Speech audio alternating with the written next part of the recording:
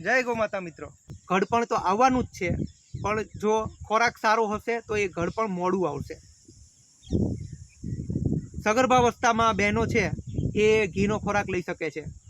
ઘીનો ખોરાક કાં તો અમારું જે પંચગવ્ય ઘી છે એ જ્યારે લેશે ને તો એની નોર્મલ ડિલિવરીની શક્યતા 99% વધી જશે।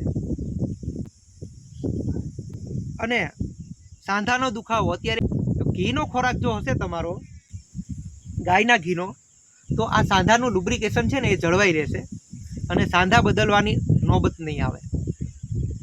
એટલે આપણા જે તહેવારો છે ભારતીય પરંપરા પ્રમાણે, નવરાત્રિ છે, દિવાળી છે, દશેરા છે, જેમાં આપણે મીઠાઈઓ ખાઈએ છીએ, એ ભારતીય પરંપરામાં આ ક્યાંથી આવ્યું?